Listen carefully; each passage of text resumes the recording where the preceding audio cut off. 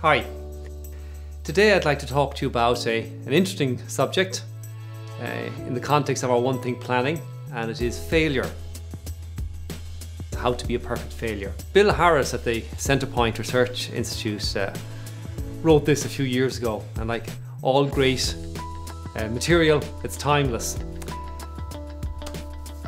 Many people believe that successful people, the high achievers, not only know where they're going, but also know exactly how they're going to get there. That when they begin a project, they know the straight line from here to the result. They seem to have the Midas touch.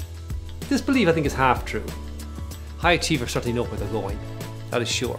I mean, we'll all agree that one of the first requirements for success is clarity and focus. You have to know where you want to go.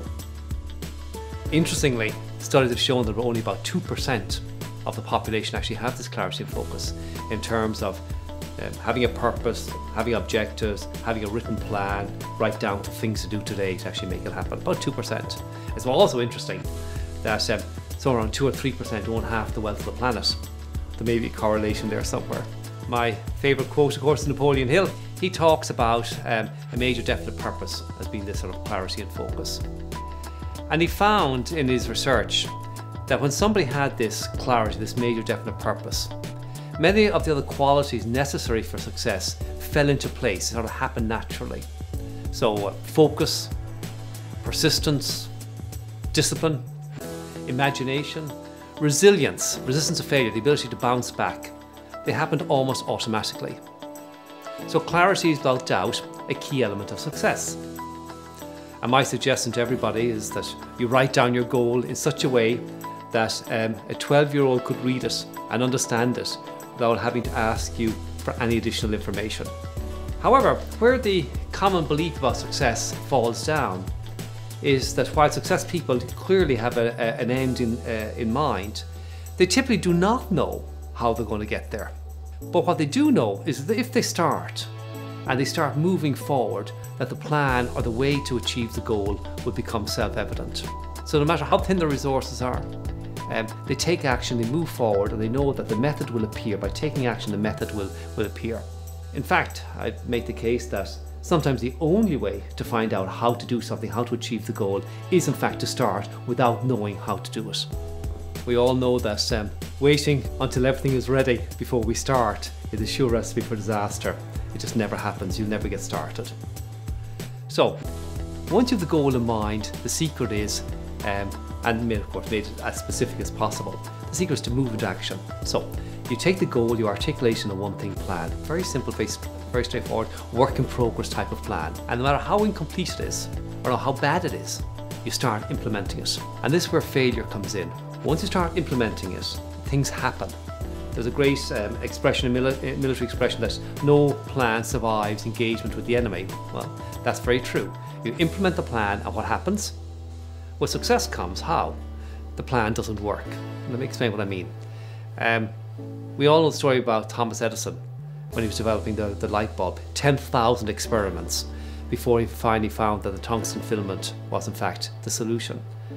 And he was interviewed apparently by a journalist who said he must be feeling very bad about all these failures, and Edison says, no, he said, you misunderstand the way the world works. They weren't failures, they were me getting closer and closer to finding the answer to the way that worked. And this is the way successful people view failure. They view it as information. They view it as learning. They recognize that failure is feedback, that without it you cannot be successful. You must do, try, fail and learn. This is how you find, in fact, the path to success, the path to your goal. So, Bill Harris's little methodology I'm going to give it to you. Here was his 6 steps. He said, number 1, know where you are. So be clear where you're starting about what it is you're trying to accomplish. Where do you want to be? Number 2, where do you want to be? What's the goal? What are you trying to accomplish? And then here's interesting. He said, take action towards that end. Cobble together a plan. So get out the one thing planner, the template, cobble together a plan and move into action. Don't try to get the plan right. Move into action. And what will happen, of course, you'll have experiences, you'll learn, things will work, things won't work. Step 4, every week review it. Sit down, review, learn, see what happened, see what didn't happen. Step 5, readjust the plan in the context of that learning and keep going again and again. Step 6, repeat again and again and again, just keep that cycle going. What happens to most people? They get to step number 4 and they give up. Tried, it didn't work. Some brave souls may continue to step number 5 2 or 3 times, do step 4 or 5 2 or 3 times, and then they give up. The successful people recognize that failure is information. It's finding out, how can I do this? What way will work? And the way you find out is by trying out, by experimenting. High achievers don't feel disheartened. They expect to get feedback, they expect to learn, they expect it not to work. They know their plan is deficient, and they know that the only way they're going to improve the plan, find out the way that will work, is by trying out and failing. Remember Goethe's famous lines: whatever you can do or dream you can, begin it. Boldness has beauty, power and magic in it. Only engage and then the mind grows heated. Begin and then the work's completed. Successful people fail much more often than unsuccessful people. In fact, they fail over and over again. That's where they gain the information, the knowledge, the experience, the wisdom that allows them to be successful, to achieve their goals and objectives. So here's a new way for you to look at failure. Look at it as information gathering.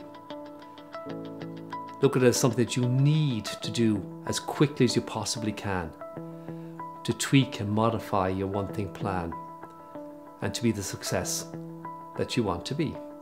So write your one-thing plan and get busy failing. Thank you.